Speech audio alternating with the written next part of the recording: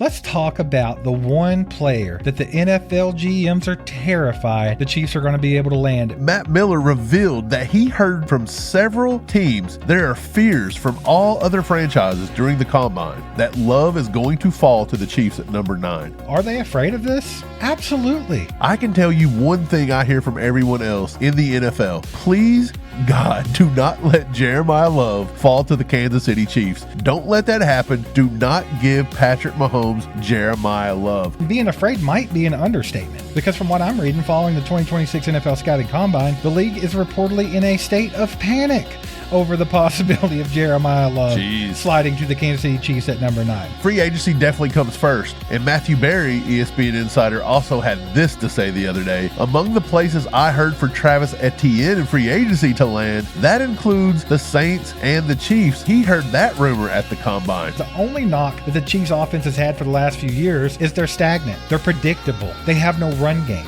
If you have Jeremiyah Love in there tearing it apart, and you got Patrick Mahomes who's doing Patrick Mahomes things, I understand why teams would be worried about that.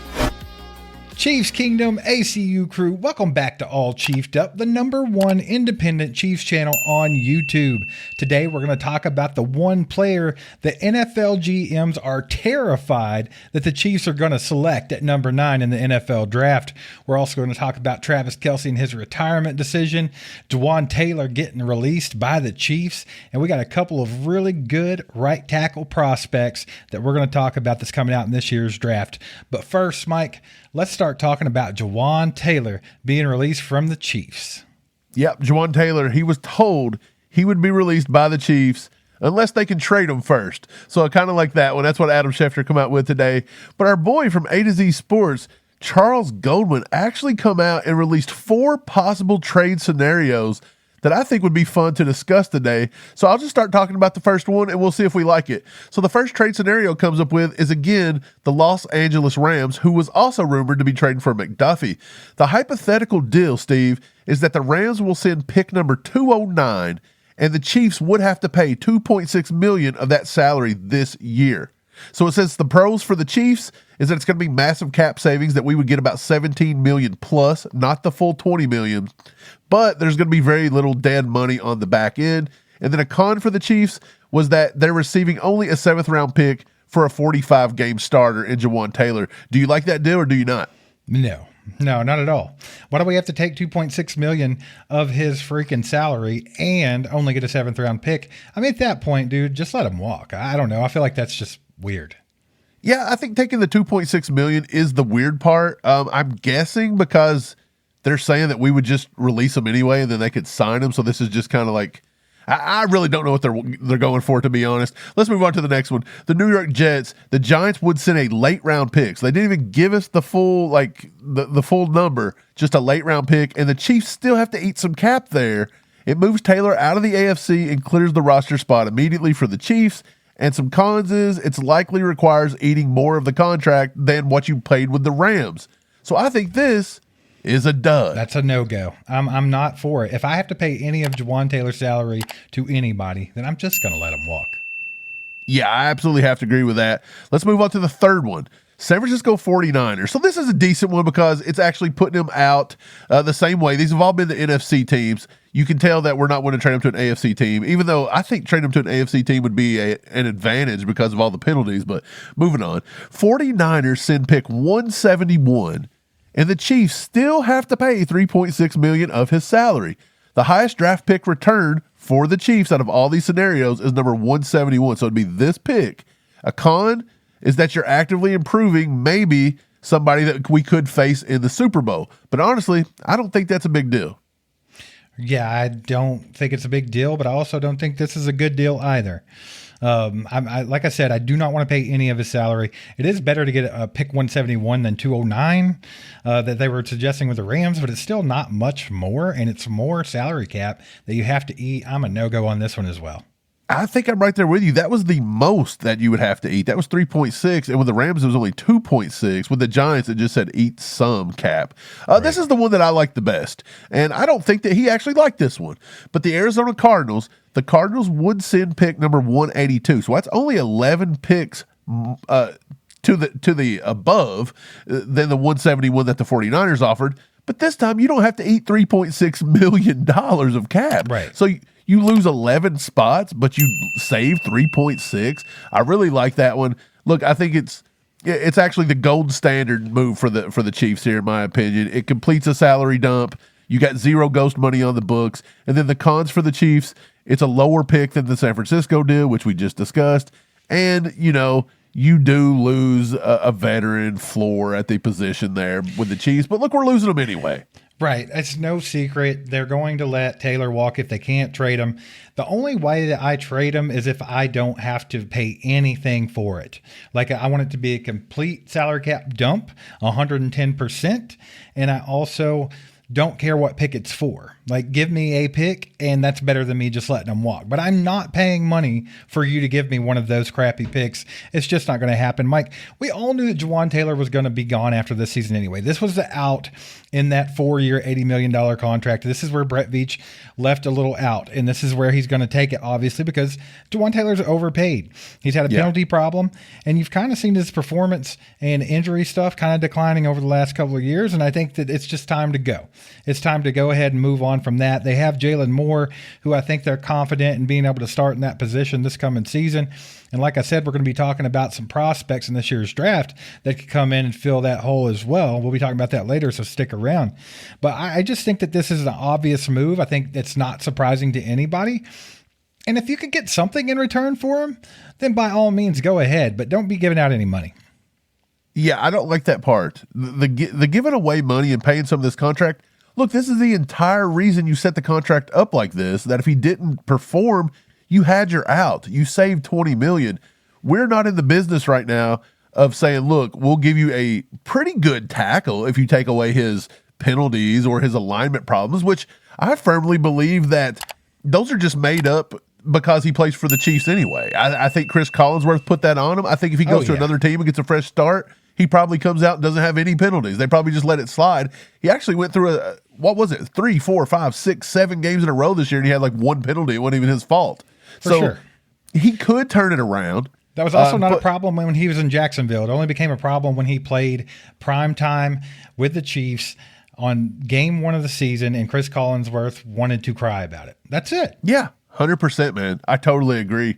Let's go ahead and move it on to the next little thing we wanted to talk about, Steve, and that was that the Chiefs said it come out that they expect Travis Kelce, that retirement decision, to happen here in the next week. So 5 to 7 days from now, they are wanting the Travis Kelce thing to come to an end. They've given him a lot of time on and off the field to think about this over the summer, just different things like that. This is actually what come out and was said today. According to Network's Ian Rapaport, NFL Network's Ian Rapaport, the Kansas City Chiefs and Kelce expect to come to a decision this week. That gives the team time to look hard at their tight end options in the 2026 NFL Draft if they quickly need a successor. He goes on to say, speaking on March 2nd, Rapaport talked in depth about Kelce's retirement decision. He says, do the Kansas City Chiefs need a tight end? The future of Travis Kelce is still very much up in the air. Obviously, there's plenty of discussion. GM Brett Veach talking to reporters saying they really wanted to allow Kelce to go through this process and to make absolutely sure he's going to return for the 2026 season. As of right now, that has not been fully determined. And here's where it gets weird. He added that there's been discussion about a potential contract, although he's not made his decision up. So why are they talking about contracts? That got a little weird. And then he says he's only going to play for the Chiefs, which we all kind of knew. He then goes on to say this one, but they want to make sure that if Kelce decides he's coming back, the decision, he is 1,000% all in. This week, we should have some answers from Kansas City. What we know is they for sure want him back, especially considering how well he played last year, Steve, but they want him to be 1,000% all in. Right. Well, I don't think this is any news at all, actually. I think Travis Kelce's been saying himself that he's going to make a decision before the new league year starts, right? I mean, he's been saying that since the get-go. He said he would let the Chiefs know before the beginning of the new NFL year. That way they could do what they had to do. We've heard some inside information from Diane Rossini that people that are close to Kelce said that he had discussed retirement, but he's leaning towards playing this coming season. So that was the only tidbit of inside information that we've got. However, man, here's the thing. I think regardless if Kelce's coming back or not, we already knew that the Chiefs only want him if he's 1,000% in. They don't want a guy that's coming in here and not caring about football, and that's not Travis Kelce. I think if he doesn't want to be 1,000% in, he'll step away from the game. But regardless, they have to find a successor for Travis Kelce. He's not going to last forever, even if he plays this year, even if he plays next year. They've got to figure something out here. And I think you go into free agency with that mindset, and maybe you can look at someone like Isaiah Likely, and if you can't land who you want in free agency, I think you move on to the draft. You just saw Kenyon Sadiq go crazy at the combine and show you that he is a freak athlete and a top testing tight end of all time at the combine. It's pretty wild, dude. There's also Eli Stowers, who was testing off the charts. I think there are plenty of options for the Chiefs here. I don't think that Jared Wiley is that guy. I don't think that Noah Gray is that guy. I don't think that even Jake Brenningstool is going to be that guy. So I think they have to figure out what they're doing post Travis Kelce, and they have to do it now, regardless if he's playing or not. Right. Look, I'm with you. I do think the Chiefs, here's where I'll differ. I think the Chiefs did have to bring it up. Kelce, if you're coming back, you got to be 1,000% in here. There's no in, 1 foot in, 1 foot out. And the reason I think is because you said that's not Travis Kelce. But from a fan perspective, and I think that even the team's seen it, not this past year, but the year before, Travis Kelce was looking very disinterested. And there were times this past year Travis Kelce was caught on the sideline looking like he could give a rat's ass what was going on. And I feel like some of it may have been just the fact that, life come at the Chiefs fast this year. Like it really did. Yeah. It was rough. They lost a lot of one-score games. I read a thing today from I don't remember who it was from, but he was talking about how all the way through all their losses this year, the field goal kickers on the other team in clutch times were 20 for 20, and the Chiefs lost a lot of one-score games by field goal kicks late in the game. And if that could have flipped, the Chiefs could have possibly won 11 games this past year. So it was still that coin toss mentality, basically, right? Which is a couple things. And you mentioned on it too with Travis Kelce. Whether he retires this year or not, you've got to look to replace him. And we have been building this offense, I've said it time and time again, through the lens of the Mahomes-Kelce connection and through that tight end position. So free agents, you mentioned Isaiah Likely. I think that's a great one. If you really think he should be a successor to Kelce and you don't mind paying him that $8 to $10 million, I think it's completely fine to go out and drop some money on him. I don't think you're going to get Kyle Pitts. Kyle Pitts is a pipe dream. I don't think he's going to leave the Falcons. I don't think Matt Ryan's going to let him get out of there. But there's another guy. If you want like a cheaper option that I think could be like a yak monster, I think he could be much cheaper than Likely to a certain degree.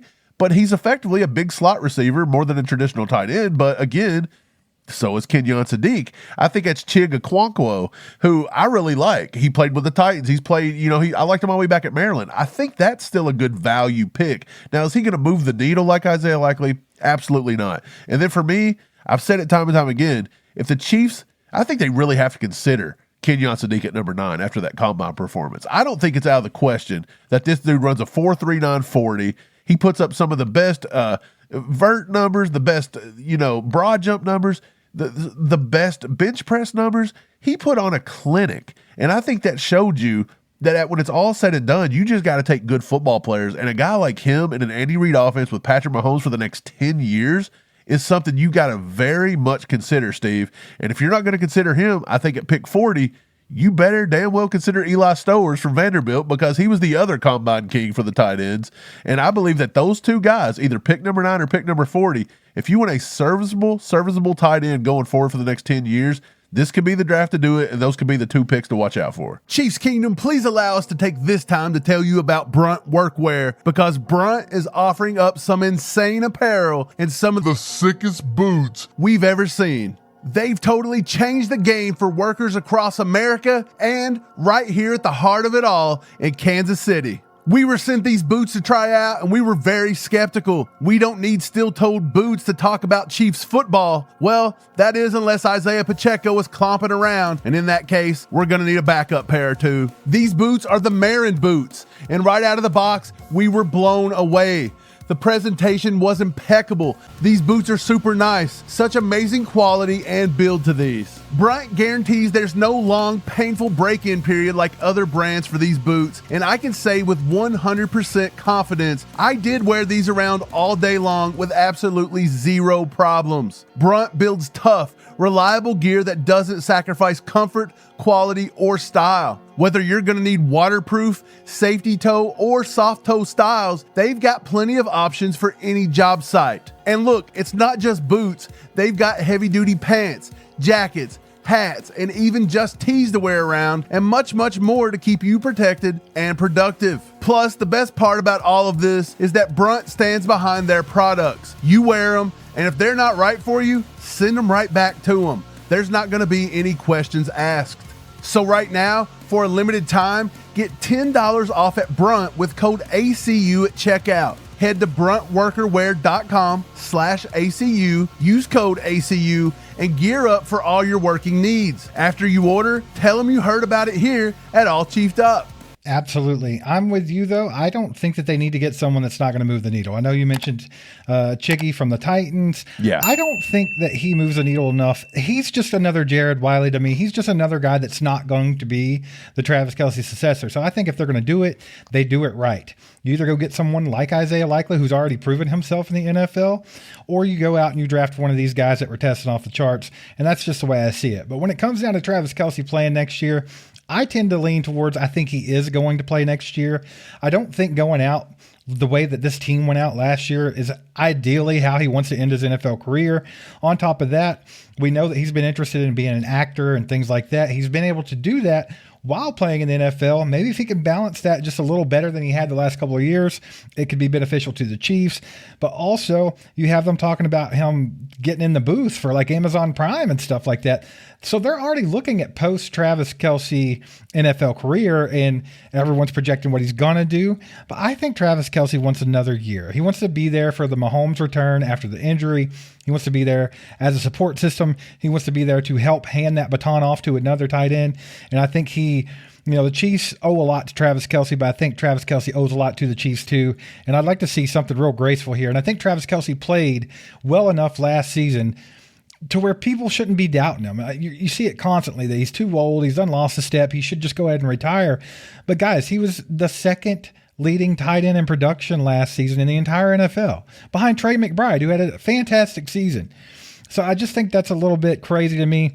But Mike, let's go ahead and move this on, y'all. Let's talk about the one player that the NFL GMs are terrified the Chiefs are going to be able to land at pick number 9 in this year's NFL draft, Mike.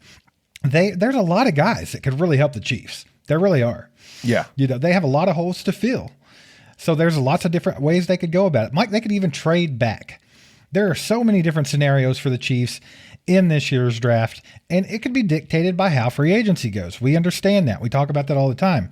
But there's just one guy. There's one guy that people are terrified that the Chiefs are going to get, and that is running back Jeremiyah Love from Notre Dame. Yeah, absolutely. On the Dan Patrick Show, NFL draft analyst Matt Miller, who, by the way, I believe is from Kansas City. Correct me if I'm wrong in the comments. I'm sure you will. Matt Miller revealed that he heard from several teams there are fears from all other franchises during the combine. This is all he was hearing during the combine, that Love is going to fall to the Chiefs at number 9. It goes on to say, he was quoted to say, being here for 2 days now, is what he told Dan Patrick, I can tell you one thing I hear from everyone else in the NFL. Please, God, do not let Jeremiyah Love fall to the Kansas City Chiefs. Don't let that happen. Do not give Patrick Mahomes Jeremiyah Love. Steve, I think a lot of people would agree with that. A lot of fans, look, you're going to have a lot of homers out there that say the Chiefs fell off, they're done, Mahomes is washed, whatever. But deep down, they all have a fear that if you give Patrick Mahomes more playmakers and somebody like a Jeremiyah Love, who I think that after his combine performance, you can start to put him up there with the Genties of the world, the Saquon Barkleys, Bijan Robinson. Bijan, you name it. I think he's right up there with them now. He's maybe just a step below, but it's not very far off, man. He looks so better good. Than they did. You know what I'm saying? So it's like, I think you could say as a prospect, yeah, absolutely, that he is right there with those guys. And here's the thing, man. Are they afraid of this? Absolutely. All the reports that I'm seeing are the NFL circles right now are afraid that, the Chiefs could get him. And being afraid might be an understatement. Because from what I'm reading, following the 2026 NFL Scouting Combine, the league is reportedly in a state of panic over the possibility of Jeremiah Love sliding to the Kansas City Chiefs at number 9. And then, of course, like you said, Matt Miller talking about it, but there's been other people talking about it as well. They see it as a cheat code factor. They see it as you can't let Patrick Mahomes, who's coming off a bad season, coming off an injury and everything, you can't not give him anything extra. Like if you give him Jeremiah Love and there's a legitimate run threat from the Kansas City Chiefs, right? And let's just say Andy hands it over to Eric Bieniemy and says, redo this offense, redo this run game. You got DeMarco Murray now that's going to be helping you. Y'all figure it out. Get with Andy Heck. Figure out what kind of scheme you want to run, whatever we got to do to amp up this run game. But if they were to get a generational talent in the draft, I understand why teams would be worried about that, because the only knock that the Chiefs offense has had for the last few years is they're stagnant. They're predictable. They have no run game. Well, guess what? If you have Jeremiah Love in there tearing it apart, and you got Patrick Mahomes who's doing Patrick Mahomes things, and they're able to even land a receiver either in the draft or free agency or something that could help be a factor. Say they get Tyreek Hill back when he's healthy and he's still got some gas left in the tank. Like, they become a handful for any NFL defense. 110%. Yeah, well, they are with just Jeremiah Love in general. Look, the Chiefs face tons and tons and tons of light boxes. Because why? They're dropping 8 to try to stop Patrick Mahomes. But you can't do that with Jeremiah Love. You absolutely cannot do that. He is going to torch you. He's going to chunk off 5, 6, 7 yards minimum. So he is so smooth, so fast. Watching him at the combine, you can literally, like the eye test, it took 2 seconds to see who the most smooth, gliding. Right. It looked like you were driving a Cadillac out there, baby. Absolutely. Absolutely, dude. And here's the thing about Jeremiah Love, Mike. He's not just an elite running back. He also is an elite route runner. Yeah, he is. Okay, and he can catch the football. Mike, some of the routes he was running was indistinguishable from the wide receiver prospects in this draft. Yeah. The kid can do so many things well. It's terrifying for other teams for a reason. I think with the Chiefs having a rare top 10 pick, they don't normally. You're talking about a team that's in the middle of a dynasty that has a bad year, and all of a sudden they have a top 10 pick. Of course, teams don't want that to happen because they're just going to kick it right back into gear if things go their way, right? And I think Jeremiah Love would be the perfect piece. I think if he's there at number 9, the Chiefs are crazy to not go ahead and take him. And I would not be surprised, Mike, to see Brett Veach move up to get Jeremiah Love if that's who he wants. Because when Brett Veach has himself fixated on a player in the draft, we've seen it over and over again. He will move up to get them. Well, so if he sees an opportunity, he'll take it. Yeah, free agency definitely comes first. And Matthew Berry, ESPN insider, also had this to say the other day. Among the places I heard for Travis Etienne in free agency to land, that includes the Saints and the Chiefs. He said he heard that rumor at the combine. So now, if you look at free agency, Travis Etienne could be the biggest name there, depending on what happens with the franchise tags. If the Chiefs were to land Etienne, does that take Jeremiah Love completely off the table at number 9? Or if he failed, do you think they would just say, screw it, we'll take both of them and be done with it? I think it's going to dictate it, dude. If they were to be able to get Travis Etienne, I don't think they will feel the need to spend that much draft capital on a running back. And right. I think that makes sense, especially with all the other holes to fill. They need a defensive end. People talking about them needing a right tackle now that Juwan Taylor's gone. They probably need some help in the secondary with Brian Cook maybe not coming back. You got even Leo as a linebacker that might not be back. And then if you're talking about trading McDuffie or something of that nature, you have to start looking at corners. So, I mean, we just talked about tight end. They got to figure something out with tight end. I mean, they're going to need every position on the damn football field. Right. So I don't think you can double up in any way. I think if they were to be able to, let's just say Breece Hall doesn't get tagged or hasn't been tagged, whatever. I don't know. I haven't been keeping up with that too close. But if they were to get him or they were to get Travis Etienne, then I think they do not draft running back early. They could still maybe take one late as a flyer, just to have like a little extra on the side. Maybe a Damon Claiborne or somebody they can use as a gadget guy. That wouldn't surprise me a whole lot. Like late, but you got Rashard Smith though, so I don't even understand that one. They haven't even used him, so I don't know why they would go that route either.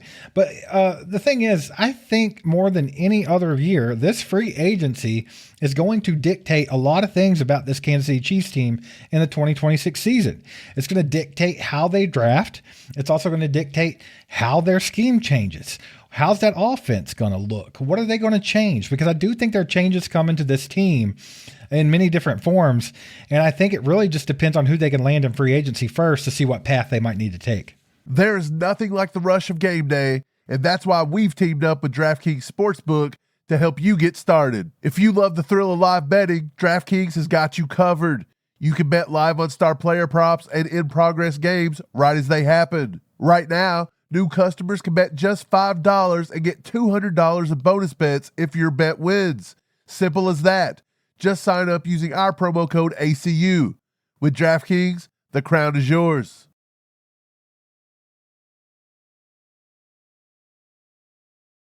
Look, I think this brings us to the ultimate, you know that old movie back in the day called Sophie's Choice? We were a little too young for it, right? Don't remember it too well, but that's always the thing. You know, you got the choice here. Do you take Etienne in free agency? Do you take Jeremiyah Love, at number 9 in the draft? I've been going back and forth thinking about, do I like this? Do I not? Look, I think Jeremiyah Love, he comes at a $31.5 million fully guaranteed contract, right? And that's going to be about a $5.7 to $6 million cap hit in 2026. I think that's going to be fine the first year. That's going to be right at about what Etienne will get paid as well. So I think you can throw the money thing out the window. Etienne's probably going to cost more, especially if Breece Hall gets hit with a tag and Kenneth Walker don't really hit the market, right? Because then you're just going to have one big guy out there that can make an impact. They're probably going to get overpaid. So I would say you could probably give Jeremiyah Love the check mark on the finances. But here's what I'll say about it. Andy Reid's scheme, you need veteran eyes, okay? You need the eyes. And I know Jeremiyah Love's got it, but Travis Etienne has proved it in the NFL that he's got great vision, okay? Etienne's also, he's a proven third down back. He understands how to pick up blitzes. He blocks very well in pass protection. I think he might have that above Jeremiyah Love right now. But like you said, Jeremiyah Love has got all that potential. He's got the hands. He's got the route running. He very well, at the end of his career, could be way better than Travis Etienne ever thought about being. So it's kind of like it's a projection versus not projection. So the only thing I could come up with is that, look, if you sign Etienne for roughly around $8 million per year, and the cap hits about the same essentially for the first year to 2 years, you might want to go with Etienne for the fact that this is what I come up with, is that you fix your backfield with a veteran for about the same amount of money. And the other thing is you save a pick. At pick number 9, you now get to take somebody else, like one of the big tackles we're going to talk about in a little bit, Francis Mauigoa. You can take a pass rusher like you talked about, maybe a Ruben Bainfalls. But if you choose to go Jeremiyah Love, you pay the money and you lose the pick at that point, essentially. And you might have to pay the price to move up if that's what you're banking on. That's possible, because I don't know if Jeremiyah Love is going to make it to 9. If I had to guess, he's not. So I think, in that scenario, you're kind of looking at this like, well, Travis Etienne makes total sense, right? He showed legitimate interest that he would like to play for the Kansas City Chiefs. We had insiders reporting that back on February 21st, local insiders saying that Etienne was legitimately interested in joining the Chiefs. He wants to play by Patrick Mahomes. Who doesn't? As a dual threat running back, you want to be beside Patrick Mahomes. And then there's the Doug Peterson connection. Obviously, Etienne played for Doug Peterson in Jacksonville. Right. And Peterson runs a variation of Reid's offensive system. And I think Travis Etienne would be able to slide in here and pick up on it fairly quickly. So I think he's a scheme fit.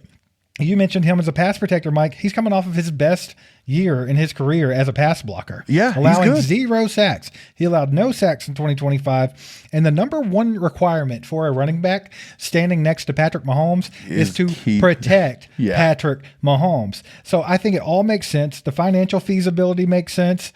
I think he'd be a little bit cheaper than a Breece Hall or something like that. Like you said, it might be similar to what you would have to pay Jeremiyah Love. And that's just all there is to it. Now, here's the thing. If you can get Etienne, and you can afford Etienne, and it all makes sense, I think you go that route because you don't know if you're going to be able to get Jeremiyah Love. Right. And if you pass up on Etienne when you could have got him, and then you don't get Jeremiyah Love in the draft, then guess what? You're in the same position you were before all of this started. Brett Veach's going to have egg on his face if that happens. Absolutely. And look, he can't let it happen. So what's he going to do? He's going to take draft capital we don't have this year or draft capital from a loaded 2027 class, and he's going to give it away to move up 2 or 3 picks. Well, you have pay him even more.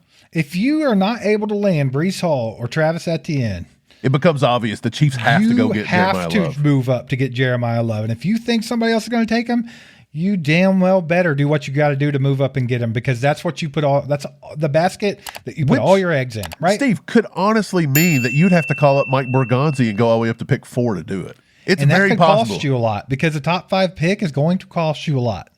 Yeah. So it's what it is. And could it be worth it? It might be. It could. It could prove to be worth it, but it could also prove to be one of the dopiest moves of all time. So, I mean, it's a tough one, man. But you guys get in the comments. Let us know how you feel about that. Do you think that NFL teams and GMs should be terrified? Should they be in fear and panic mode that the Chiefs would be able to land Jeremiyah Love?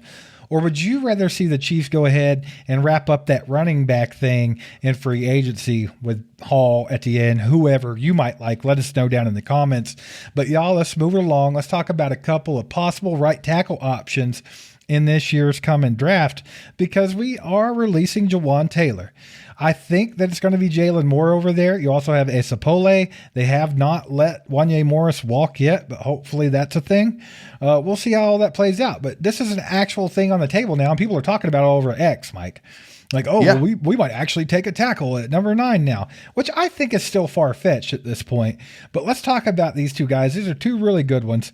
And let's start with the right tackle from Miami, Francis Mauigoa. He's widely considered one of the top 2 tackle prospects in the entire class, right there alongside Spencer Fano, or Fano, or however he says his name. I don't even know. Yeah. So the strengths that I see from Francis Mauigoa, Mike, he's 6'6", 335 pounds. He's freaking massive. He has a guard's build. He kind of could just be a guard, but he's got tackle movement, so I think he's still going to be good on the right side over there as a tackle. He's a 3-year starter and a team captain with elite football IQ and contact balance. Scouts love his finisher's mentality. Kind of makes you think of Trey Smith. It kind of makes you think of a Darian Kennard, someone like that. So you got to love that, and I know that all Chiefs fans love that kind of mentality with their offensive linemen. And I think he can neutralize bull rushers, and he's a strong anchor. He's got all that. The only weaknesses I really saw with Francis, Mike, is his biggest concern is a tendency to lean rather than bend. Like, he doesn't have that elite footwork that you'd like to see from a first-round tackle. I think some teams are worried about his arm length might actually be a factor. They think it could be a little too short. But, I mean, honestly, there's people out there, Mike, Field Yates, Daniel Jeremiah, they don't even expect him to last past pick 3 or 5. They think that he could go that high in the draft. And I mean, it's absolutely possible. I mean, we've seen crazier things. Now, he would be an immediate high-level replacement for Jawan Taylor at right tackle. But however, getting him at number 9, Mike, I feel like it's too rich for a right tackle right now when you have 2 guys that could potentially do the job on the team already with Jalen Moore and Esapole. For me, here's what I'm going to say about it. If you can justify paying a running back that amount of money at number 9, you need to be more than willing to pay a good right tackle that amount of money at number 9. That's a steal. I would agree because with that. $80 million for Jawan Taylor's broke ass, and then we're going to turn around and give $31.5 million to this guy for 5 years. That could be a steal. And so that's why I believe it comes in, is because of the money factor. I'm going to go back to Matt Miller and what he had to say here to Dan Patrick today, because he brings this up too. He said, I think Kansas City has bigger issues than giving Patrick Mahomes a generational running back. Can they draft a running back when they have no pass rush? Their best corner, McDuffie, has 1 year left on that contract. He could be traded. The right tackle, Jalen Moore, is terrible. Okay? He says he's terrible. Now, look, I don't know if I'd go on to call the cat terrible. Know about that. That's wild. But look, he could be upgraded. He could be upgraded. He played pretty well the first game or two when he had to fill in for Josh Simmons.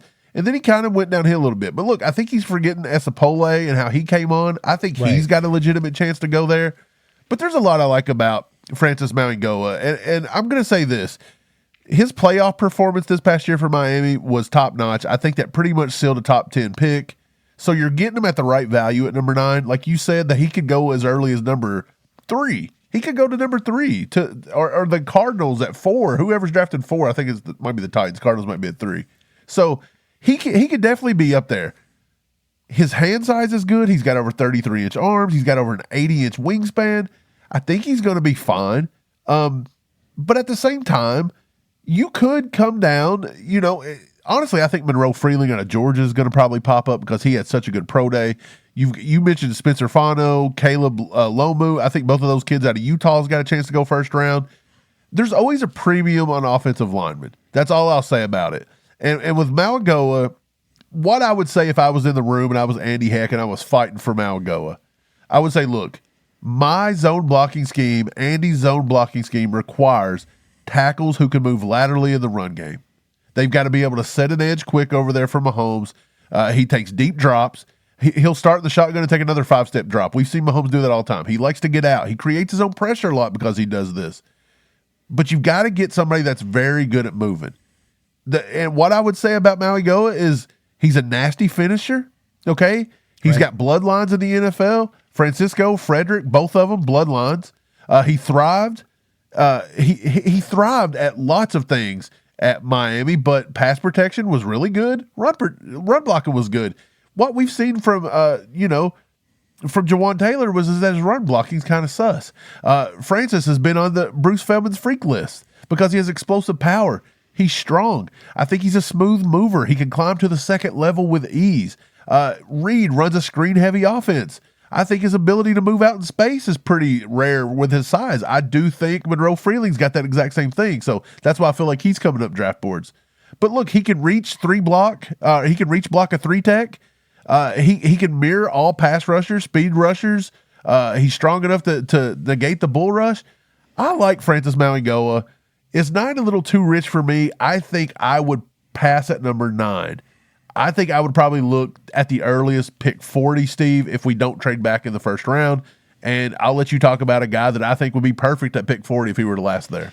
Absolutely. If you go ahead and get you a playmaker like Jeremiyah Love early in the first round, when you get to that number 40 pick, if this guy's still sitting around, I think you take a good, long, hard look at Max Iheanachor from Arizona State, or Iheanachor. I don't know how he says it exactly. Iheanachor. But we all know what it is. We all know who we're talking about. He's a conspicuous riser in this draft, Mike. No one was really talking about Max. Then all of a sudden he's flying up people's draft boards after the Senior Bowl. Yeah, because he was out there showing out, right? Going completely crazy. He also showed out at the Combine. When I watch him play, Mike, the one thing that sticks out to me, he's a big guy. He's about the same size as Mauigoa. He's 1 inch shorter and 10 pounds lighter. So he's a little bit lighter.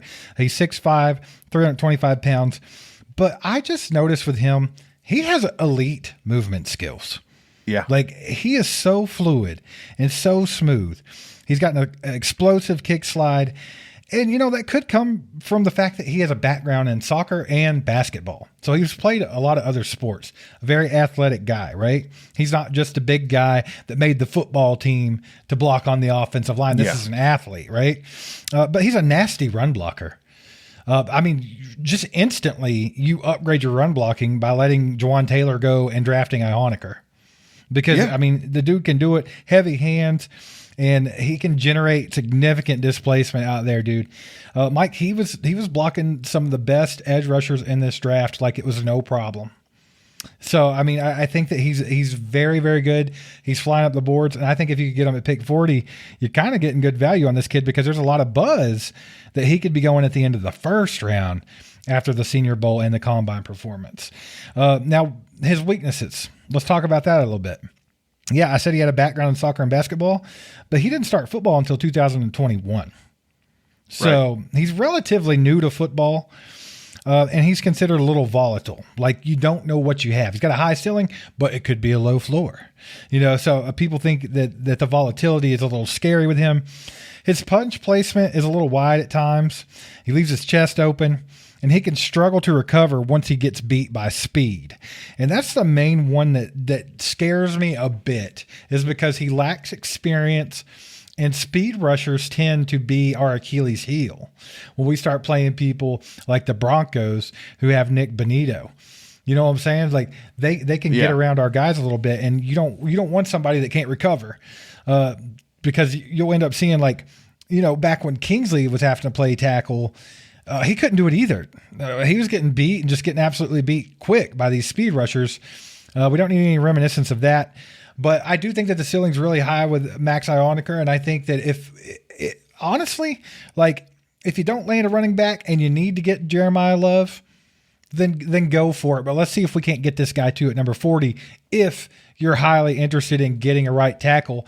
I know that a lot of people are probably screaming, at their phones, computer, TV, whatever it is right now, or their radios in their car, or their earbuds. Like, well, what about defensive line? What about the defensive tackle? What about the edge rusher? I'm right there with you guys. I probably would not put a right tackle at the top of my list for the first or second round. But it could be a thing that the Chiefs want to do, and if they decide to go that route, I think Max is a great choice around pick 40. I like Iheanachor. I think he's one of my favorite tackles in this draft. I'm probably going to settle him into the top 5 once it's all said and done. Right now, him and Blake Miller out of Clemson are kind of hovering around the 5, 6, 7 mark for me. Dude, you said it all. He was a 0-star recruit. He didn't play football until 2021. He redshirted that year. He's from Nigeria. He moved here when he was 13, and he grew up playing soccer. You want to talk about why he's got good footwork? He played soccer. That's all you need to know. He can dribble a basketball with a soccer ball with his feet. That's what he does. So he's got. I think he's got exceptional footwork for his size. That was the number 1 pro on my list. Was that he carries his weight exceptionally well, and he looks pretty good to be 320 plus pounds. So, I mean, look, you mentioned everything. There's not a lot for me to really say. He's got great demeanor as a run blocker. He will annihilate people if you let him. You mentioned the speed rush. This is what I thought. I thought at the Senior Bowl, he handled the speed rush pretty well. I remember there was one rep against Derek Moore where he absolutely bodied him. He put him 6 feet. It's under. Just if he loses at first, he has trouble recovering. Right. But here's what I will say. I seen that throughout the year and at the Senior Bowl, I did see that he's getting better at resetting his feet when he gets beat earlier, and he's getting better at reestablishing that anchor versus a bull rush. And what I'll say is he's so raw. He's only played football for 3 or 4 years. He's not even got close to the ceiling you could get out of this kid. Right. Now, here's the problem. Is Andy Heck good enough to develop him? We've been talking about this for weeks and weeks and weeks and years, trying to develop some guys here. And the only ones he's really been able to develop, to an elite level are guys like Creed, who should have been a first-round pick, and guys like Trey Smith, who should have been a first- or second-round pick if he didn't have blood clots and all kinds of stuff. Right. And then a first-round pick in Josh Simmons. Other than that, Kingsley was a second-round pick that was really raw that you kind of brought up, and he struggled so bad. Again, I think Kingsley was just more equipped to play guard, whereas Iheanachor, I think, could play right tackle and do it with ease. The last thing I'll say about him, and it is a negative, is I think sometimes when he does his kick slide, I see it looks a little like not natural. I don't know how else to say it. It just doesn't look natural. I thought he looked pretty smooth, though. It looks like his weight distribution gets off at times, and he's got some balance problems sometimes. Now, look, he could have cleaned that up longer. I watched some of his film back from 2024 and some of the games in 2025. I admittedly did not watch every single game in 2025. I could not possibly do that and cover 400 players. So I pick and choose 2 to 3, right? And he looked pretty good. I've watched some highlights of him from, say, the Senior Bowl and stuff, and it does look like he cleaned it up a little bit. Absolutely. You guys get down in the comments. Let us know if you like Francis Mauigoa or Max Iheanachor. Do you think the Chiefs should look at selecting one of those at 9 or 40, or however you want to go about it? Let us know what you think about it. Guys, if you're listening to this podcast on Spotify or Apple Podcasts, do us a favor. Leave your boys a 5-star review. Let people know where to find some good Chiefs content. If you're watching on YouTube, You guys are awesome. Please hit that like button for us. It just takes a second. And if you haven't subscribed to the channel, you need to do that now. YouTube keeps telling us like 90% of you guys that watch every video are not subscribed, and that's wild. Hit that subscribe button. Help your boys get to that 100K mark, because that's what we're ultimately shooting for, and we need your help getting there. So share with your friends, family, anybody that you think would be interested in some good Chiefs talk or good NFL talk in general. But we'll be back next time with much, much more. Thanks for watching. Go Chiefs.